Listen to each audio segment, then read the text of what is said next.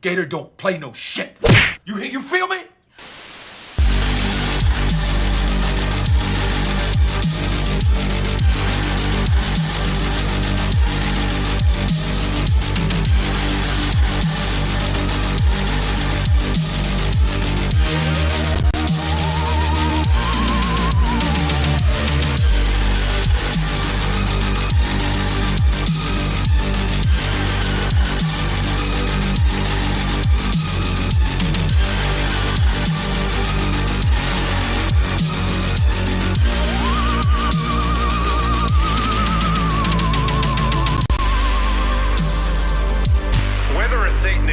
Is a matter of belief, but we are certain that Satanism exists.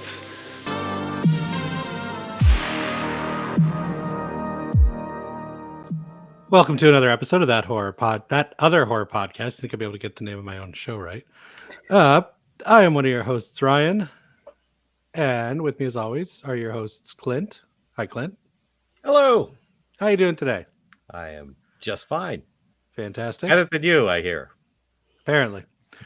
And we got Nicole as always as well. Hi, Nicole. Hi, Ryan. So, today's movie was my pick, and I was getting some side glances before we turned on the camera. But we're going to talk about it. We're going to touch through it. We're going to talk about a movie from my childhood that I watched a whole bunch. 1991's The Guyver. They are here among us now.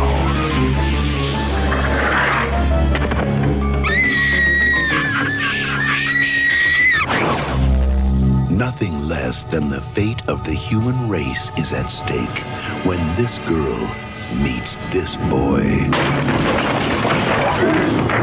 I don't know what the hell that is, and I'm not sure I want to find out. The most lethal weapon ever conceived. A one-of-a-kind prototype. And all you have for me is he pulled a switch.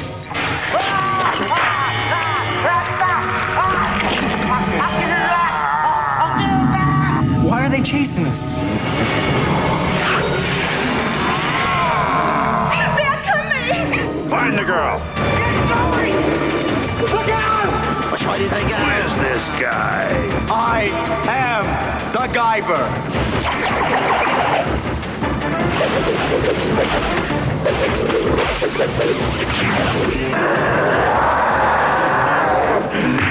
You're mine, sucker!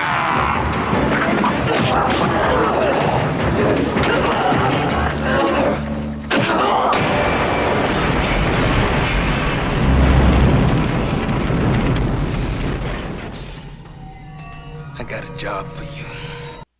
Starring Jack Armstrong, a man so important that he was third billed in his own movie and doesn't even have a Wikipedia listing. Ooh. But before we talk about that, we're just going to hang back, shoot the shit a bit, talk about what we've been watching and if we've been doing anything interesting. It feels weird with me starting first, but I guess it was my pick, so I start first. I don't know how to transition into that normally. But that's okay. I'll start. I can do it for you. Ryan, this was your movie. What you been doing this week? I ain't been doing much. I got stuck again at work on Friday. Took me 40 minutes to dig myself out. Hated life for that whole 40 minutes. But other than that, not doing much. Started my vacay technically this weekend, so I've just been taking it easy and watching a bunch of movies. A couple of which I do want to bring up because I actually watched some quote unquote award-winning films. One of which definitely deserves all the praise it gets. The other one, I don't know. And I'll start with that one. Have you guys seen the movie Night Bitch? No, but I saw it listed and I considered watching it. I feel like I did, but I can't remember it. So it's with Amy Adams. I know her best as Lois Lane from those, the what's his name, Zack Snyderverse, the DC movies, the Supermans. Okay. She plays a stay-at-home mom who's been staying at home for a couple of years with her toddler, and she starts to notice some changes in herself. That's about all I'll say without going into spoilers. The movie's billed as a horror comedy. There are definitely some funny moments in it. But honestly, the only real horror I was getting was how well it reminded me how much I hated raising a toddler.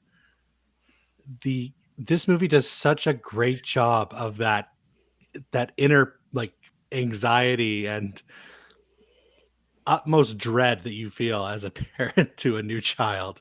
Uh, like everything they do is just getting under your skin, and you feel bad that it's getting under your skin.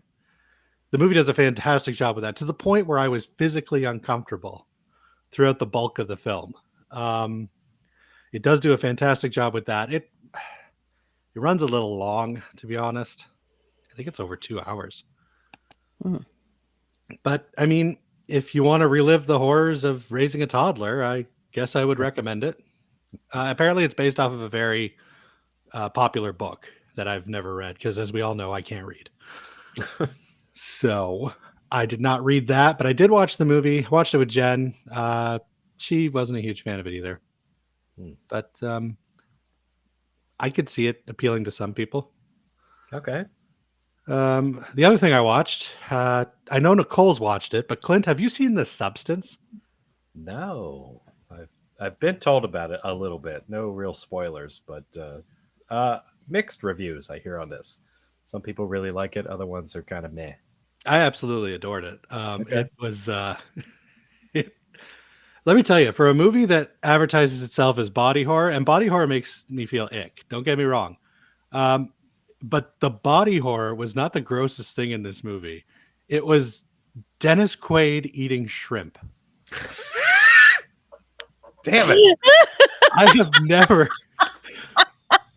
been so you know what? Horrified by someone consuming food in my life before. I mean, close-ups with his greasy lips, and you can see like the little strands of shrimps just Oh, come on. the whole time he's eating. It's just horrendous. But It's Dennis all over again. Well, he used to be one of the sexiest men in the world. That ruined it for sure. There's no going back from that. I was not prepared for how funny this movie was. Yeah.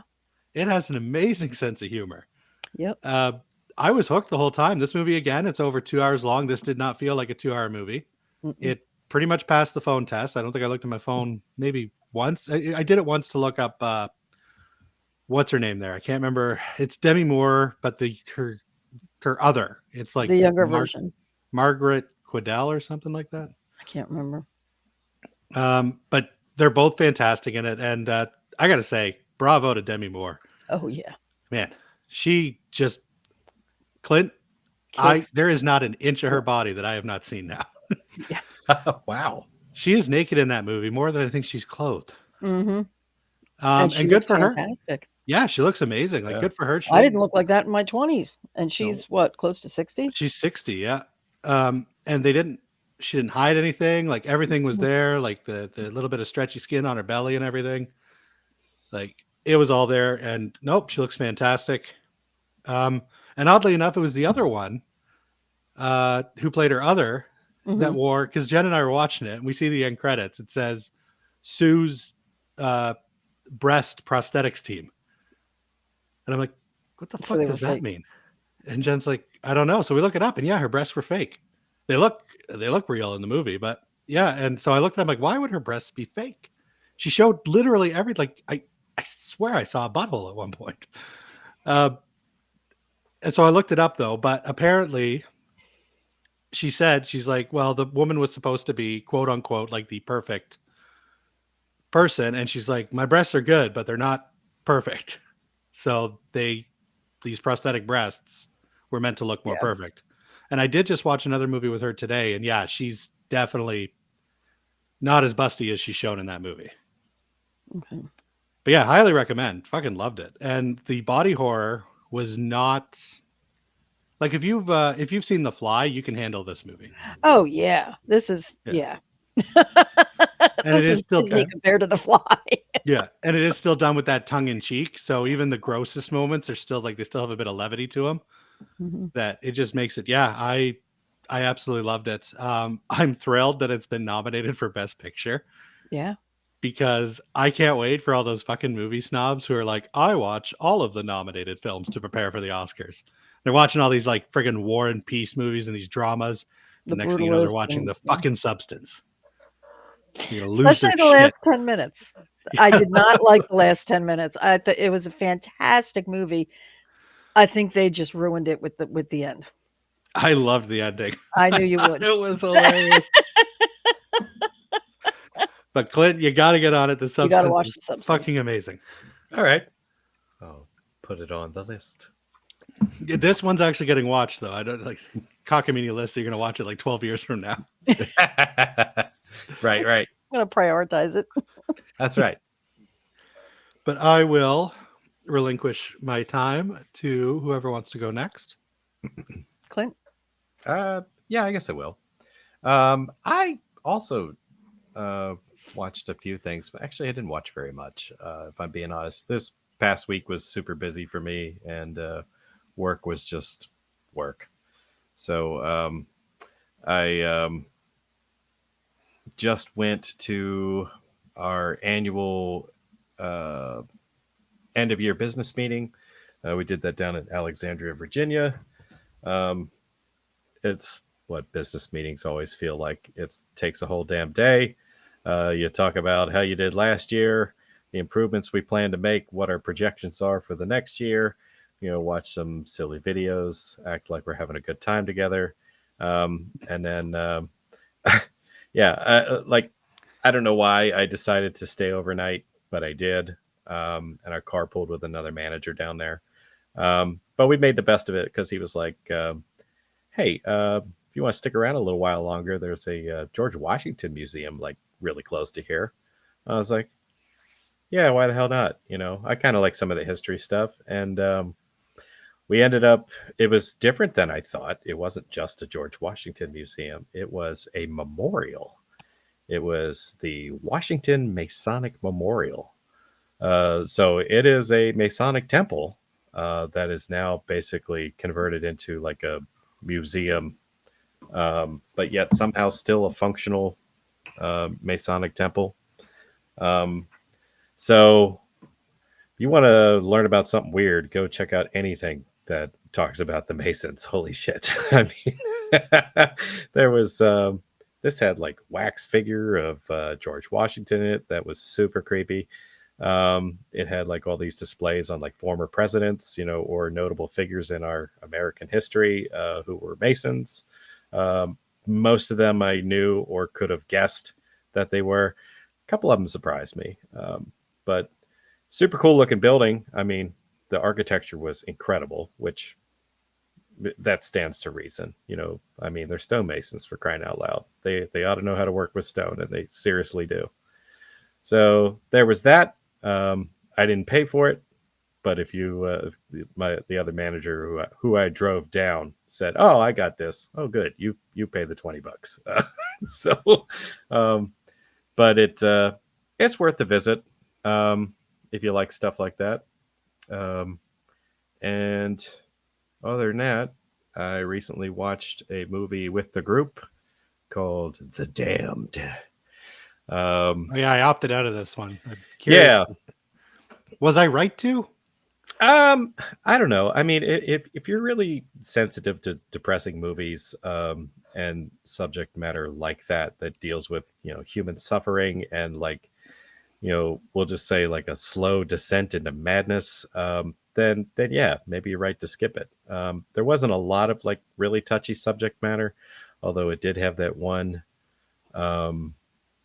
suicide scene, which was kind of quick, if I'm being honest. Like I feel like a lot of people could handle that, but it's dreary. I mean, it's dreary. It's dark. It's desperate. It's depressing. The mist was too much for me. Okay. The mist Yeah. was a lot compared to the. Okay. Yeah. But it didn't give you a lot to look forward to. So I'd have to say that this could drag a little bit for somebody who doesn't like that sort of thing. And yeah, it and it can be like, I'm not so sure that this would pass the phone test for you.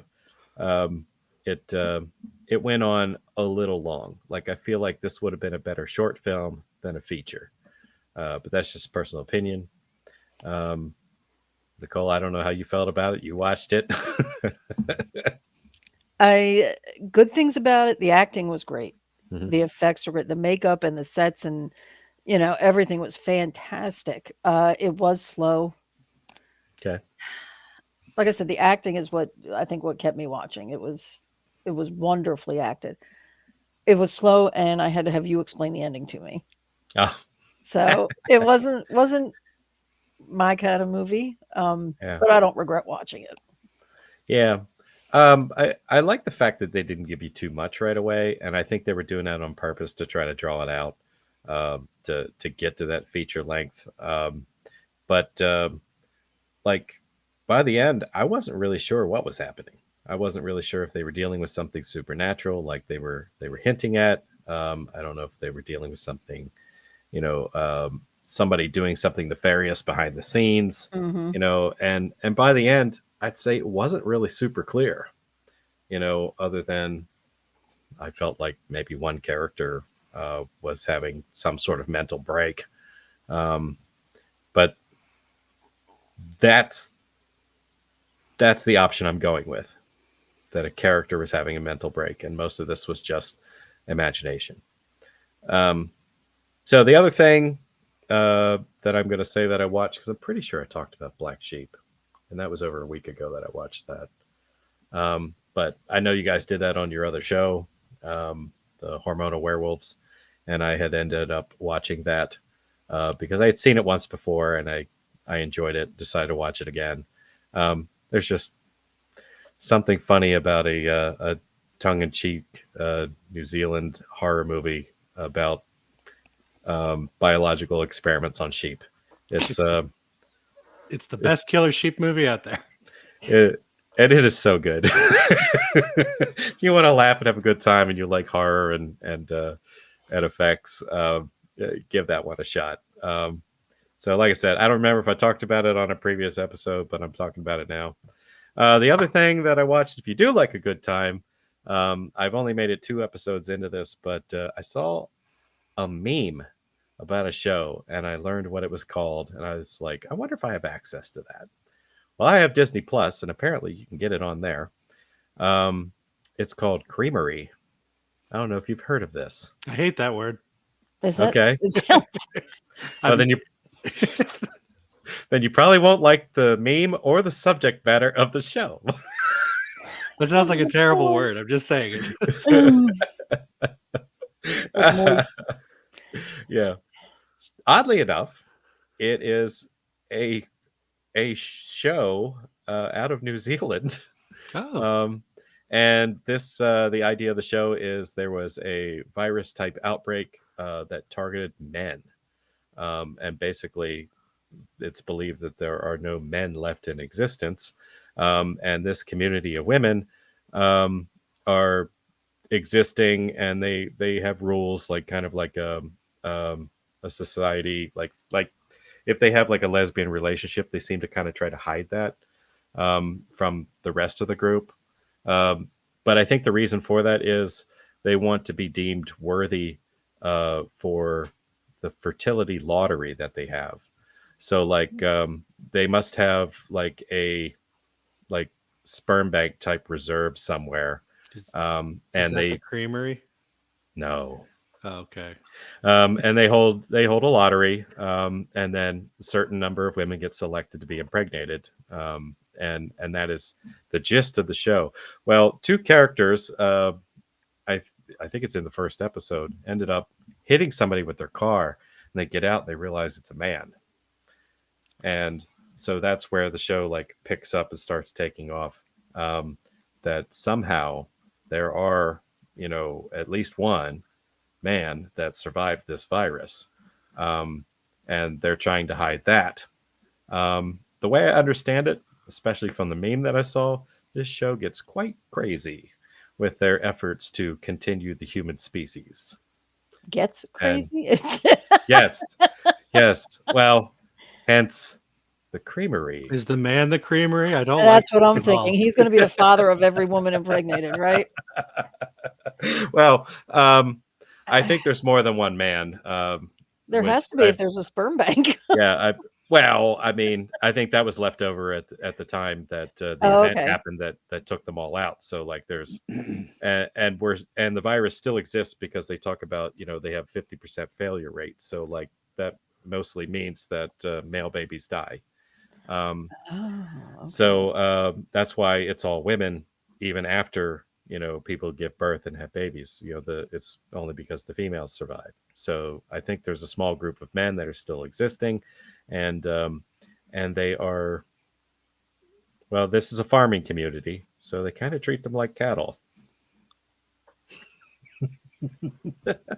Now stop there. It's funny. It's a funny show. So if you have access to it and you want to give it a chance, go for it. I plan on going past episode 2. I've only watched 2 episodes. So I'm going to check it out a little more and see how crazy it gets. I can tell by the look on Ryan's face he has no plans on watching this ever. Show's just a bunch of women jacking it, isn't it? What? No, I think there's machinery involved. Oh dear, that's worse. And this is on Disney? That's how I got to it. See, Disney Plus in Canada has been like that for a while. Like that's where we watch like shit like Predator, and that new Omen movie was on Disney Plus for us. So Yeah. I'm not just in disbelief that Clint found the man milking show on Disney Plus. Sounds right up Disney's alley. Yep. Ay. So Nicole, what you been doing? Nothing as exciting as that. All right. Can't get that image out of my head now. What have I? I'm picturing like old timey like Amish people like churning butter. Yeah, that's yeah. I got it. Okay. Wipe it clean. What have I been doing? Nothing really. It's that time of year. It's end of January. It's cold. It's dreary. Not a lot going on. I've been watching. I've been binging Grey's Anatomy, and I have to turn it off as soon as I start sobbing uncontrollably, and then pick it up later. So, what else? I did watch a movie the other night called Night Shift from 2023. And it's about this girl who gets a job. It's her first night as an overnight in a motel. And she believes it's haunted. She keeps seeing things and, this creepy car that keeps driving by. And, she develops this kind of friendship with one of the guests there. And I can't say anymore because it'll ruin it, because I loved it. I thought it was fantastic. It was creepy. It was scary. Great twist. Fantastic twist. And the ending was brilliant. I highly, highly recommend this movie. It is on our server. It is also on Stars. So it was genuine. It wasn't 100% original, but it was good. It was really, really good. Yeah, if this is the movie I'm thinking of, I was getting a little bit of Innkeepers vibes. I don't know. I've never seen Innkeeper. Ty West? No, I never saw it. Oh. If you like Night Watch, I recommend Innkeepers. Okay. Yeah, it was. I have not seen this. I thought I did, but I don't think I have. So well, tonight you're going to be watching this episode. So.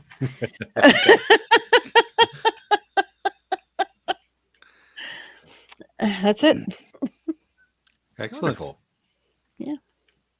All right, then without further ado, let's dive right into the main event, which I guess I don't know if I mentioned it on the top half of the episode or not, but like this is a movie I watched a lot as a kid.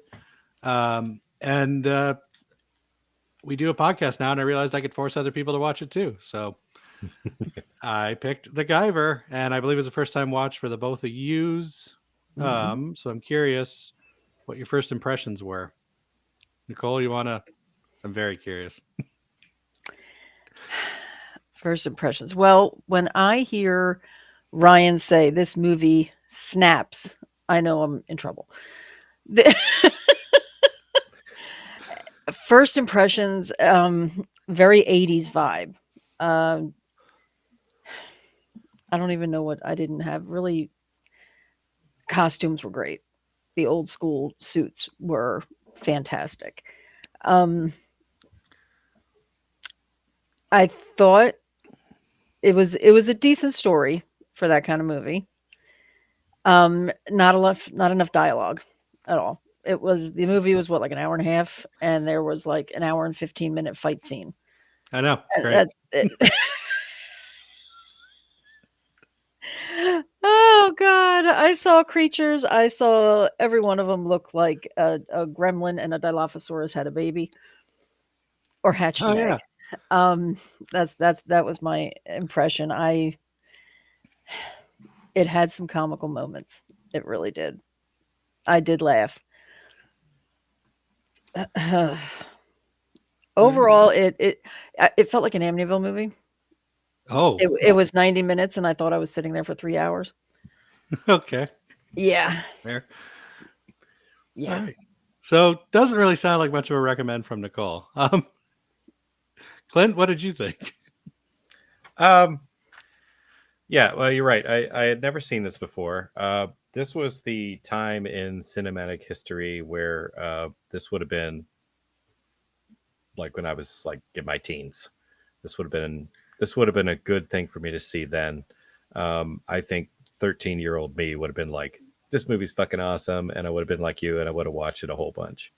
Looking at it now, definitely didn't hate it. I'd certainly recommend it. Like at least a one-time watch. I liked the idea of it.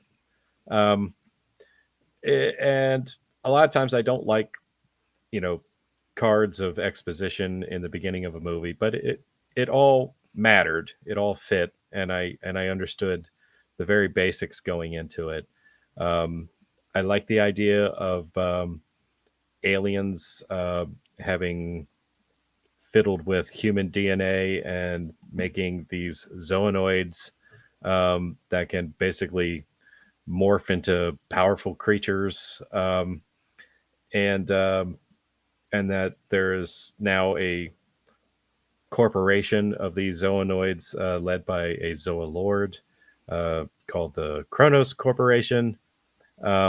And their idea is to learn how to use one specific alien artifact to become more powerful. And I forget, did they just call it like the item or something like that? The You keep Guyver. referring to it as the unit. Yeah. The unit. Okay.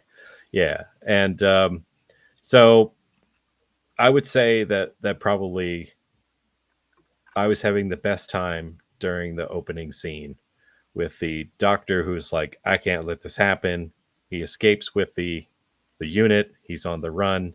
And the henchmen from the corporation are catching up to him.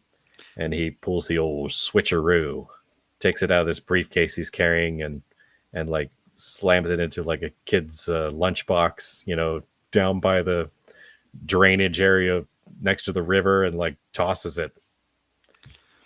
Did that scene not feel like a bit of a ripoff of the opening to Halloween 3? Yeah, it felt a bit like Yeah. that. Just replace it.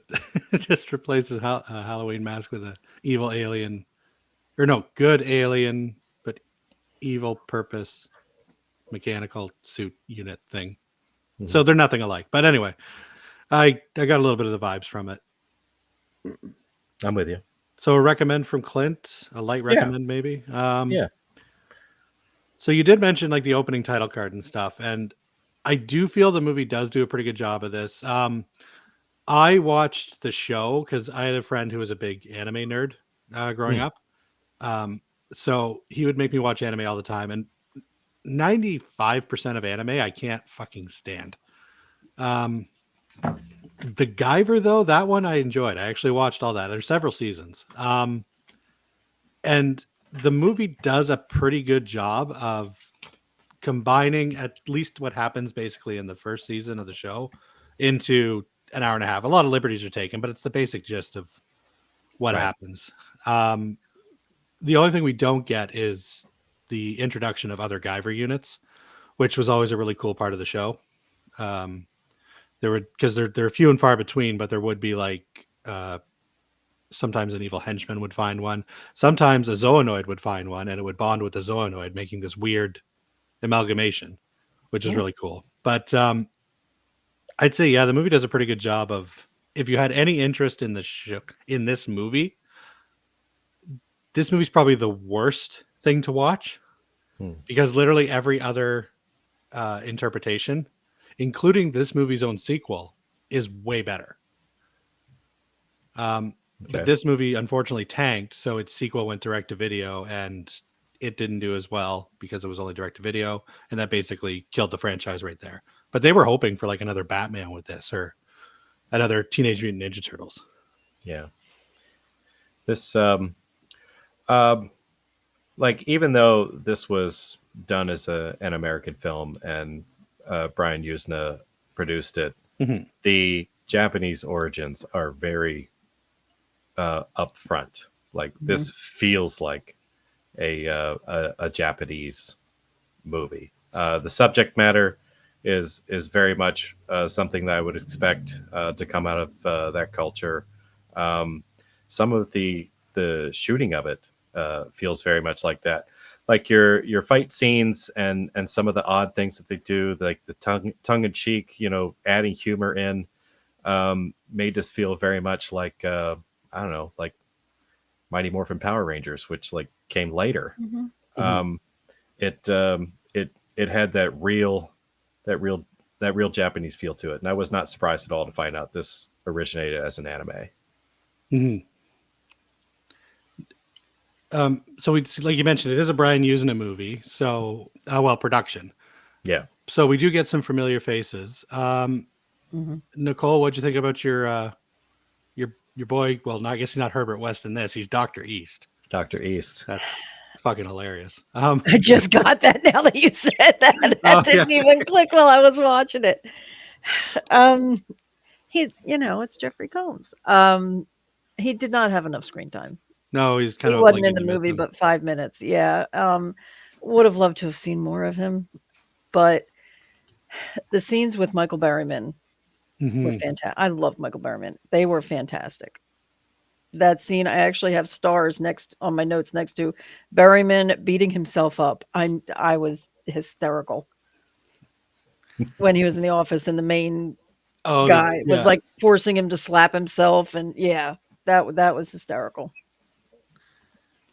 Yeah, that was what is his name? The main villain, David Gale. Yeah, because he's another Usna regular with Reanimator and stuff. But I absolutely agree with you about Michael Berryman. He is a fucking treasure in this movie, and he seems to be acting like he's in an anime. Yeah, like the way he's almost acting like he's dubbed. Like he's taking awkward pauses during the time he's talking. Like it really does it's so nice to see him get such a big role. Yeah, in a movie because he doesn't get a lot of those. No, he doesn't. And when he does, he's usually a mute character. So it was nice to see him like give out his full acting, what I assume is his full acting chops. Yeah. It is cool to see that. I've seen him in another movie where he had a prominent speaking role. I mean, I'm sure he's had several, but the other one that comes to mind is the oh Jesus, Devil's Rejects. No, although that's a good point. That's a good point. No, sorry, it's the one about a serial killer, famous serial killer, Ed Gein. Kane Hodder played Ed Gein. What? Michael Berryman. Yeah, there's an Ed Gein movie starring Kane Hodder, and Michael Berryman has a prominent role as like one of his farm buddies. It's blowing my mind. Yeah, it's actually pretty decent, even though they took a lot of liberties with Ed Gein. Well, Kane Hodder playing him is a huge liberty right there. Exactly. But it just the way the character was written didn't match up with, the way I read about him and his personality and horrific acts that he performed. But despite that, it was great seeing Michael Berryman in this. I loved his wardrobe in the opening scene. He came out there looking like Mr. X from Resident Evil, man. Yep, he Oh did. yeah, with the fucking That coat big old and- freaking trench coat, looking awesome. Then he transform into something that looks like a 6.5 foot tall gremlin. I mean, that was really great.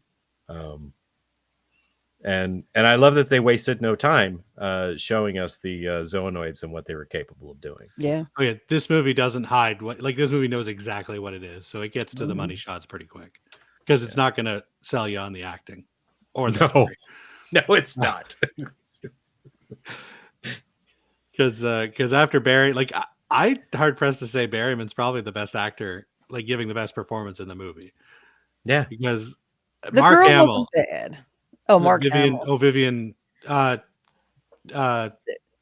Sean's girlfriend, Yeah. she came off really whiny to me, and Well, her dad just died horribly in a drainage system, killed was by weird. mutants. that was weird, right? That Sean's Akendo instructor was like giving him a hard time Yeah. about not Yeah. paying attention. You can clearly see that his girlfriend is like emotionally distressed in the next room. Yeah. yeah. They're oblivious to it. He's not.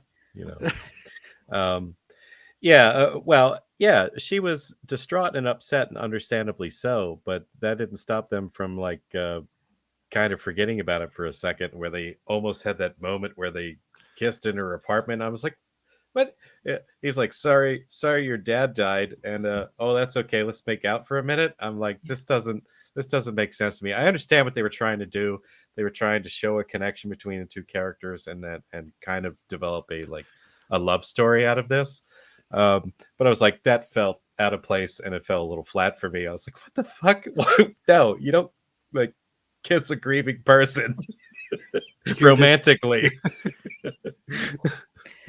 Underwhelming and felt a little flat. That's basically Jack Armstrong's entire performance summed up in two words. Agreed. He's a weird choice, right? He is a weird choice, and if I'm being honest, the cover art for this movie is deceiving Purposely because so.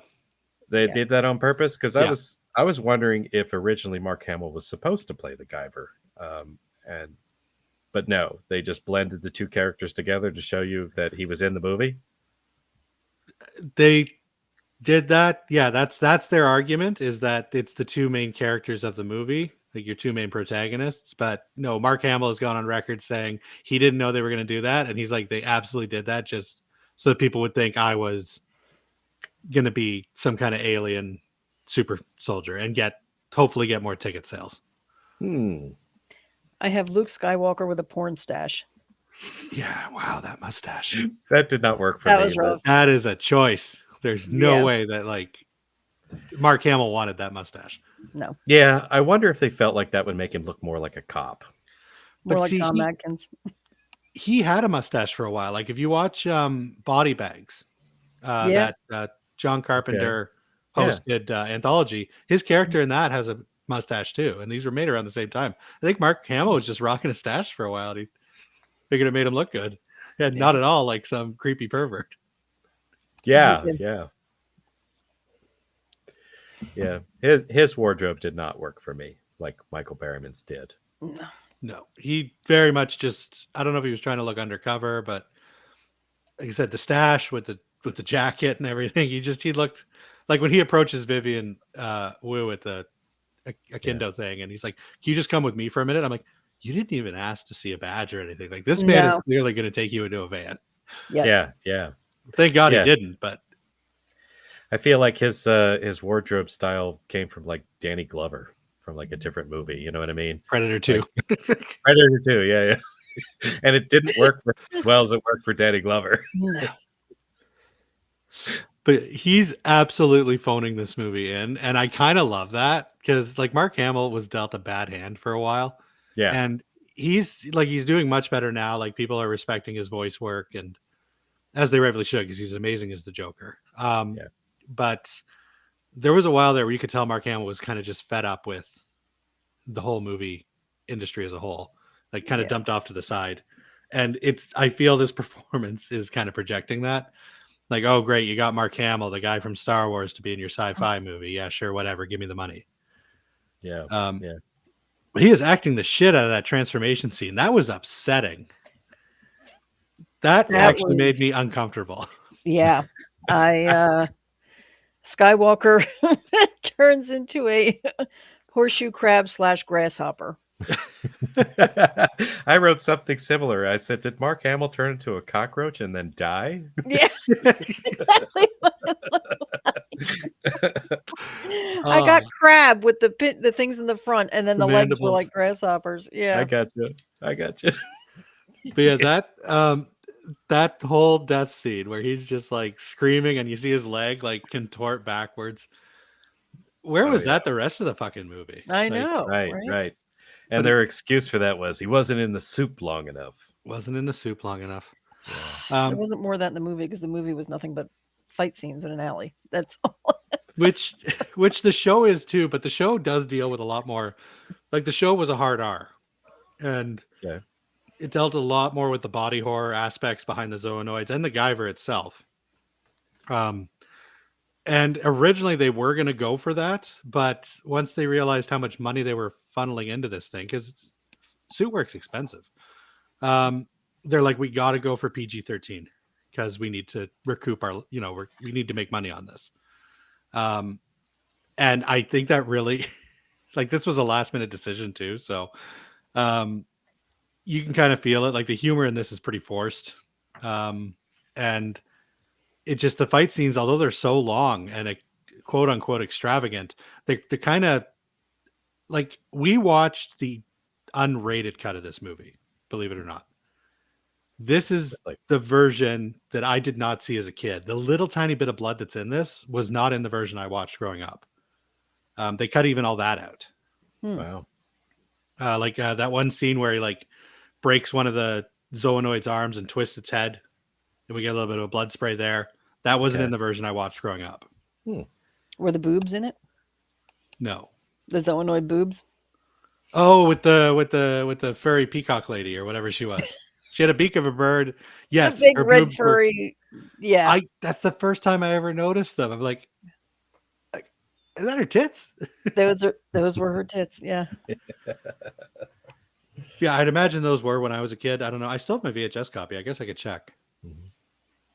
I will say that even though Mark Hamill was phoning it in, he did deliver my favorite line of the movie. And that was when he was talking to his other, I guess, superiors outside of the Kronos Corporation building. And he had some epiphany moment out there, and he hops into his car. And he's like, "Where are you going?" He goes, "To get enough rope to hang myself."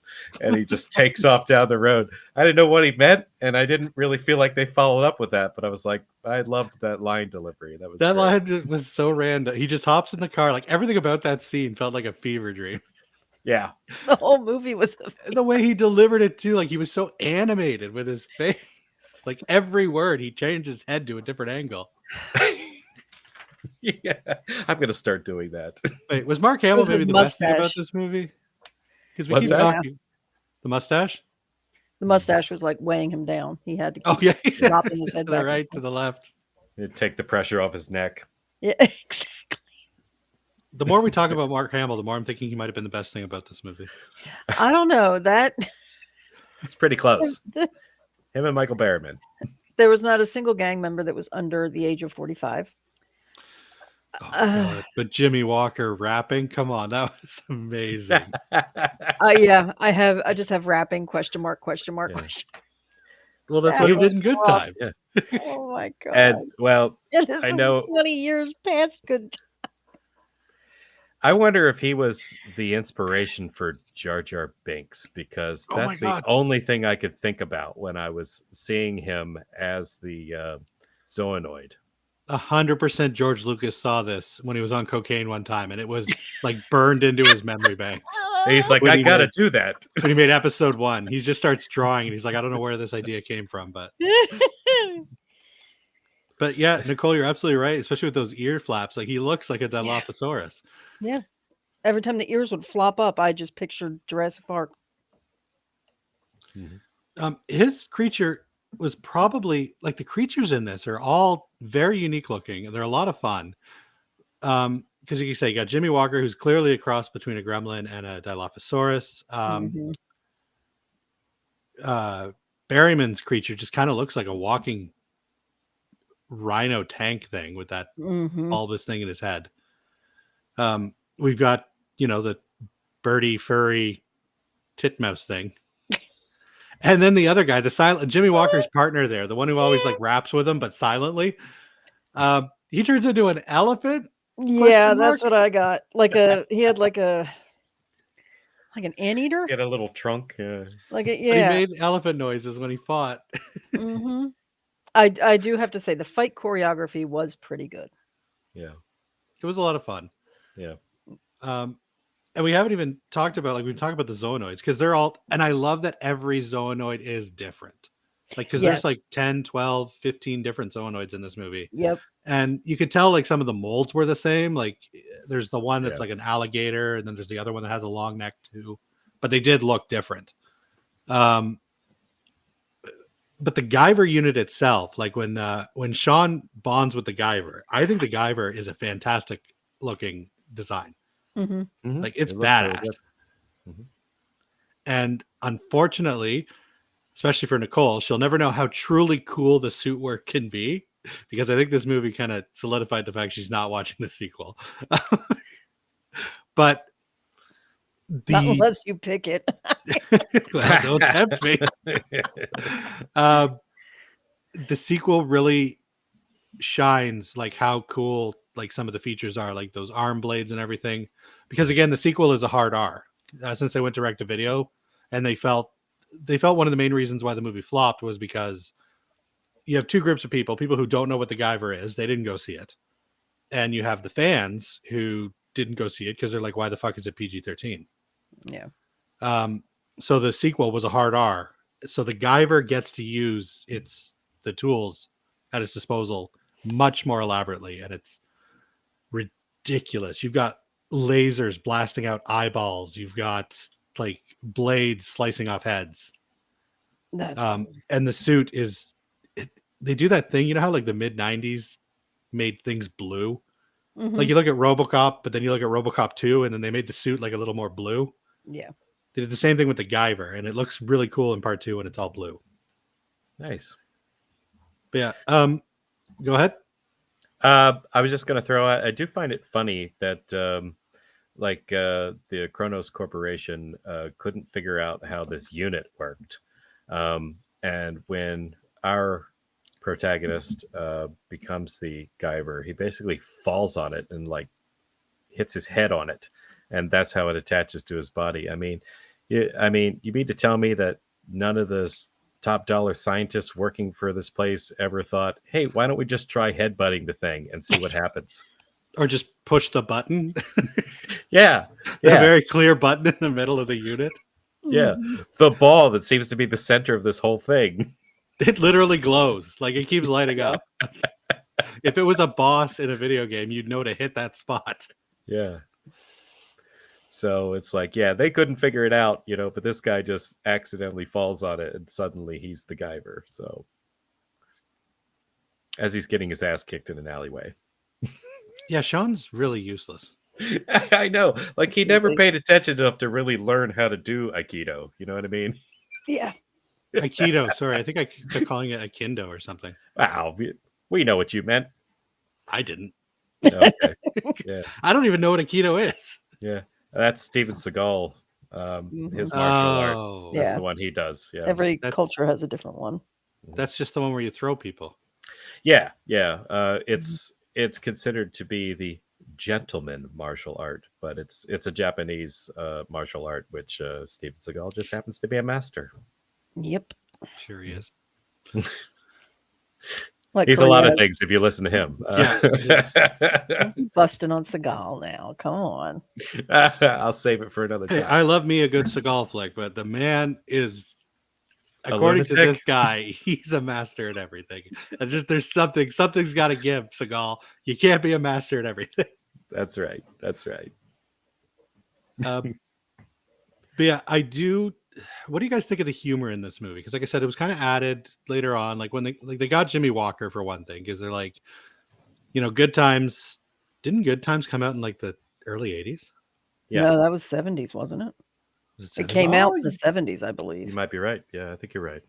So does because I Jimmy Walker was grade school. So yeah, hold any relevance in 1991? Like, why would you get it for your movie? Probably not. He did have another TV show that came out around that time.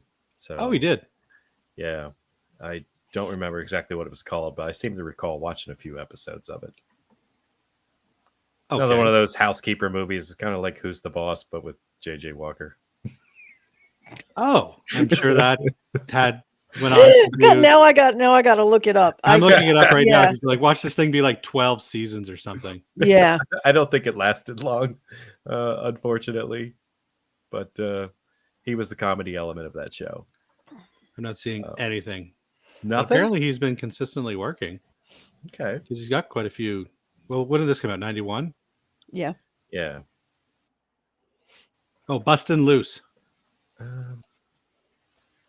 That had to have been it. Yeah, Bustin' That had to Loose, have been it. 1987 to 1987 to 88. One season. Okay, But so he did do like a he did season. do 2 seasons of it. Okay. So this would have been like right after Yeah. that. Because he probably had a break in what he was doing. I guess that's why they. I'm just saying, like, clearly he's more well known for Good Times. Yeah. And that show, I'm looking it up now, ended in 1979. Like when you got Mark Hamill, who is famous for Star Wars, and you got Jimmy Walker, who is famous for Good Times. These are what you're bringing to this movie is a little bit sus. But he does bring the funny, I guess. I did. Yeah. Yeah. Yeah. He did bring a comedy element to it. And I think that they attempted to do that with other aspects of the film. Because really what sold a lot of that tongue-in-cheek feeling for me was all of the sound effects that they used. There was all these like whipping sounds, slapping sounds that were like over the top and like ridiculous. Like they didn't sound real. You hit the one Zoanoid in the head and they do like a falling tree sound that was hilarious. as he goes down. I mean, and I don't know if you caught it or not, but after the Dr. Zoanoid, Dr. East, swallows the Guyver thing and it starts like growing inside of him. He cuts his way out and they give us a little short reference to I got that. Yep. Jaws theme. Yeah. Yep. Yeah. They threw the music in and everything as a little like- blade is like zippering up his stomach like a shark fin. I was like, oh, that's cute. So the comedy was definitely there, and most of it hit because I got it, I understood it, and it felt fun. I'll put it that way. I don't know if I laughed a lot, but I had fun. Which is why that Mark Hamill death scene just really feels out of place in this movie because it's right after a bunch of zaniness too. Like him and what's her name in this? Suki? No, It starts with M. Not Misty. Misky. Like him and Misky are almost doing a Scooby-Doo thing. Like they're running one way and then the monster shows up. So they run another way and a monster shows up. So for Mark Hamill to die in such a horrible way, immediately after all this, I'm just like, where the fuck did this come from? Yeah, if they wanted to keep the humor a little bit, they should have had him like really overacting, and then just, I don't know, do like an eyes roll up, like maybe a fart sound and have him melt or something like that. You know what I mean? It's like, yeah, I mean, like, how do you keep that going? I mean, when you're going to throw that scene right there and like have him, like acted his balls off, like changing into a cockroach and then die. Or maybe just not have him die. Like maybe, have him be like, you got to go on, Sean. I can't go on anymore right now. I'm too weak from the transformation. And then, have a post-credit scene or something where he's like opened up like a noodle shop or something. And he's using like all 6 of his insectoid arms to do different things. It'd be a lot better than the ending we got where we just get Jimmy Walker dropping a line from a show that hasn't aired in almost 12 years. Yeah. And they're like, oh, you know what would make this better? Do your dynamite line. And like this was 91. So like 9-year-old Ryan was like, what? Yeah. Dynamite? Yeah. Yeah. Yeah, remember that thing you did back at Good Times? I Do have that yet to see a again. single episode of Good Times in my life, and I It's a don't think that's. great show. It I really hear is. that, but I don't think that's going to change. I don't think I'm ever going to watch Good Times. Probably not. I can't even get through From. Like, I'm not going to go back to a show that started like, what is it, 80, like 45 years ago. Oh God, you made me feel so. I got to fucking- stop saying stuff like that. Yeah, that upsets Yeah, me you too. do, because I remembered when Good Times was on the air. So. Yeah. I did enjoy some of the things that they did in there. Like we mentioned the switcheroo in the beginning, where like the doctor put the unit into a lunchbox and left it down by the river. But he also stuck a toaster into the suitcase in its place, and I just found it funny that David Gale, our Fulton Balka's character, actually used it in a later scene. Like he was making toast in it, and I'm like, and they showed us this must be the reason why somebody threw it away down by the drainage area, because it like caught the toast on fire. This movie's amazing. That's right. I forgot about that. You're gonna put your food into something that was laying in a ravine. There you go. And he's so Yeah, mad about it. yeah. Like, what the Yeah, he just like slaps it. Ah! I do like too that they show that Jimmy Walker, like, because at one point, they're getting the Zoanoids to look through everything to try to find where he did the switch on the Guyver unit. I Mhm. do like that we have that one quick shot where he's holding the little lunchbox that Sean had already Yeah. found it in. So Yeah. like, oh, they would have found it. Yeah, Like, the movie was being Yeah. smart there. I thought that was a clever little. yeah. And he was holding it, the thing that had contained it, and he had no idea that it used to be in there. He's just like, we're not all finding junk. anything, just a bunch of junk. Which is funny because his buddy was like smelling everything, like he could smell it. You'd think he'd notice that he could smell the unit in there. Yeah. I unapologetically love this movie, but I love the concept of this movie more than the movie itself. The sequel is far superior, which is a rarity in movies. Even the guy who plays Sean, they got David Hayter, like solid Snake, to play Sean in the sequel, and it's so much better. But I still have a soft spot for this movie. I love Jimmy Walker rapping. I love the random cameos. Like, we got Linnea Quigley in that. We didn't bring her up. She has a cameo in the movie. Yep. She does. And the effects by Screamin Mad George, as always, are fantastic. Like, this is the man that gave us the cockroach kill in Nightmare on Elm Street 4. This is the man that gave us all the craziness that is Silent Night, Deadly Night 4 and 5. He did the special effects for Society. Like, this is the man that gave us the shunting. Okay. So this movie, That's very visible Yeah. in this. no Zoanoids come out of anybody's butthole in this. So, No. but Not this quite. movie, first and foremost, and it doesn't try to hide the fact, this is a showcase for creature effects. And the movie delivers on that. There's tons of practical effects in this. There's no CGI. And all the suits look top notch. Like, for just such a shitty little, like, this was made in response to stuff like Ninja Turtles. Ninja Turtles became big in 1990s. So they're like, what can we get to, get some of that Ninja Turtle money? And this is how the Guyver became a live action movie. And I dare say the special effects in this are better than in Ninja Turtles. And Ninja Turtles is phenomenal. Like, those turtles, other than that one scene where you can see the guy's mouth inside the turtle's mouth, they're fantastic. Anyway, I'm gushing about a 24-year-old movie, and that's all I wind up doing is rambling how cool everything looked. I do admit there are problems with it. But no, I'm not going to nostalgia rate this. Your math is off. 34-year-old movie. Fuck. It's 2025. You forgot what year it is. Don't get old, folks. 34 years old. Right? Holy fuck. Yeah. This movie's old enough to be on like a third marriage and have a second mortgage. Yeah. Okay. Nostalgia blinders off. Mm-hmm. But Ryan loves himself a goofy guys in suits movie. I'm a huge kaiju fan, so I'm still going to give this a very comfortable 6.25 out of 10.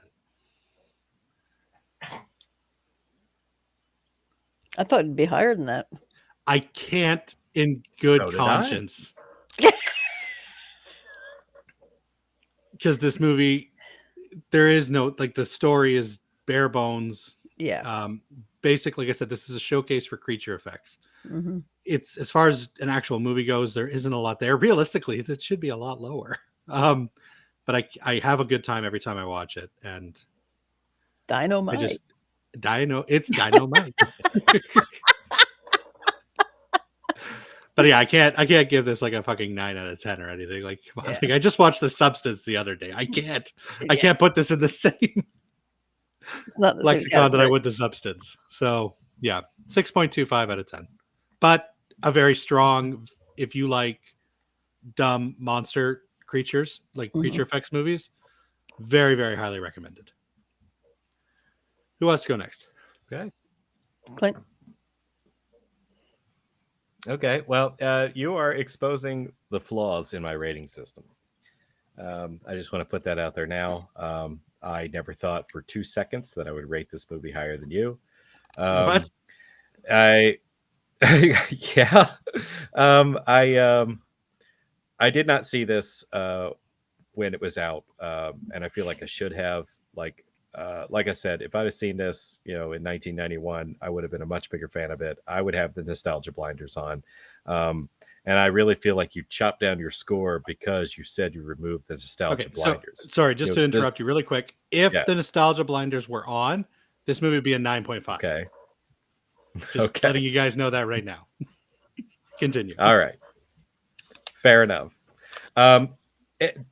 Despite the fact that I don't have nostalgia blinders for this movie, it's still got some good marks. I mean, it was interesting. I have to say that. The budget was used really well. They made some good scene choices. It looked good. It sounded good. It was edited pretty well, competently. Your effects look great. Sound effects were fun. I mean, it's a good time. This is a good movie. Even the effects, like what little blood we got, even that was really cool. I find it memorable. I would probably recommend it to somebody else, and I'd probably watch it again. So despite everything we said about it, I still gave it a 20 out of 30, which is a 67%, and that is a 6.7 out of 10. So like I said, you've exposed the flaw of my rating system. Well, I mean, your rating system. I'm gonna have to start right now. You could also, though, for movies like this, that kind of shows the strengths behind them. So maybe it's not a flaw. Maybe this movie does deserve a 6.7. Okay. Nicole, you're not going to give it a 6.7, are you? No, I'm afraid not. This movie, it did have humor, which I like. There were quite a few funny scenes. It had Jeffrey Combs. I love the way they kept personal things on the creatures after they transformed, like JJ. I keep calling him JJ Walker. He still had the necklaces on.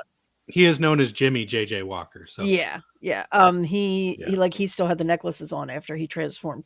The redheaded female had boobs and red fur. Like, I liked how they kept it personal to each one.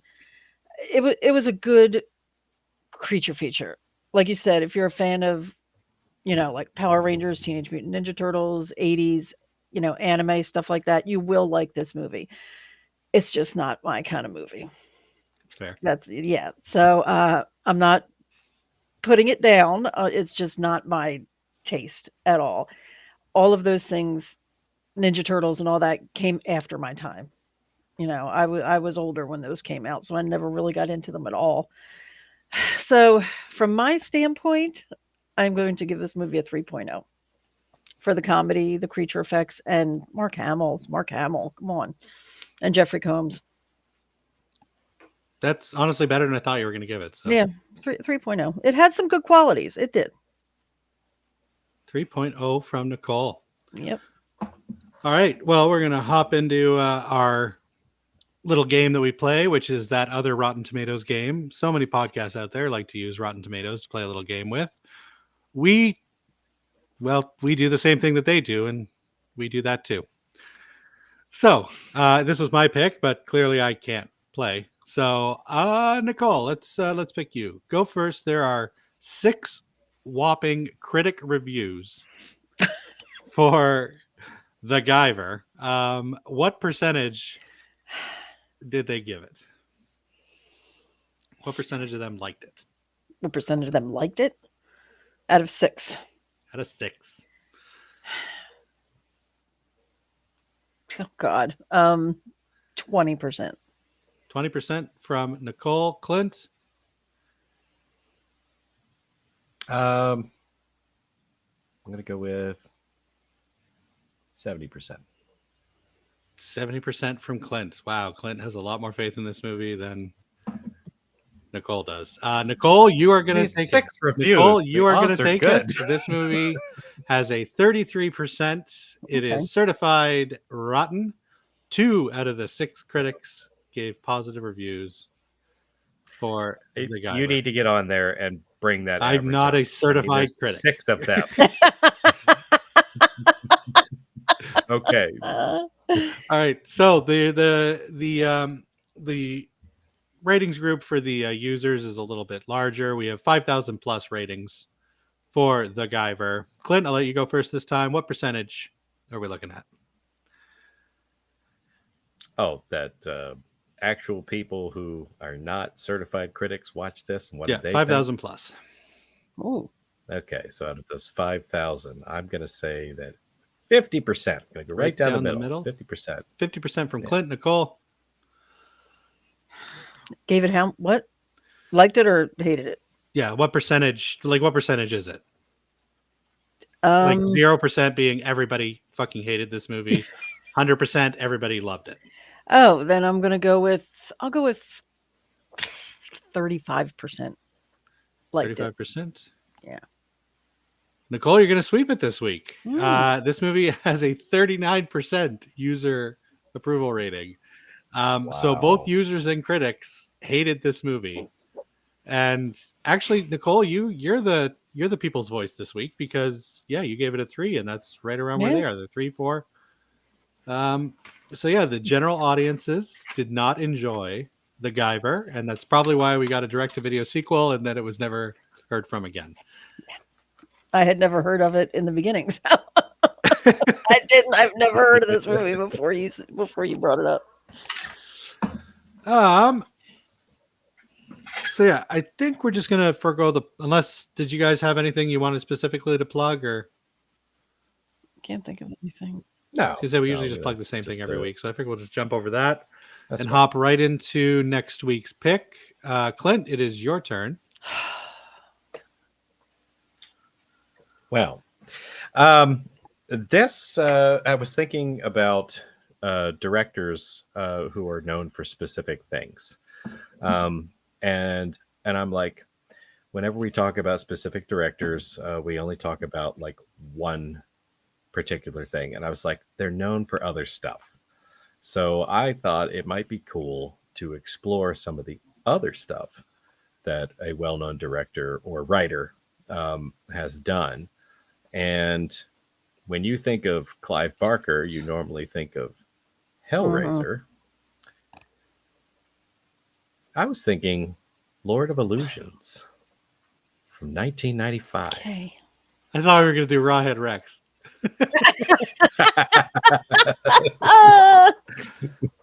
That's, you know what, that's funny. I actually just watched this not too long ago, so I will give it another go. Really? Yeah, it came on, I think it was on Tubi. It autoplayed. I have not seen it since it came out. But that's the one with Scott Bakula, right? It is. I'm okay to watch it. It is, and it has what's his name in it too? That guy that we like, Nicole. He was in Zombies on a Plane. Morgan? Benny from The Mummy. Yeah. Yeah, Kevin J. O'Connor. Yeah, it's got Benny from The Mummy. So awesome. You can never remember his name. It is my goal to have you remember his name. Because he will always be Benny from The Mummy. No, Scott Bakula shirtless. I'm good. I'm in. There you go. Okay. I think you get to see Benny from the Mummy shirtless too. So, well, as always, I'm very excited. I always love it when you guys pick because you make me watch movies that I honestly don't think of ever looking at critically. And this one's going to be interesting to look at critically, I think, because I think so too. All right, so we've got our pick. We will reconvene next week when we talk about Clive Barker's Lord of Illusions. Until then, have yourselves a great night. Bye. Bye. Bye.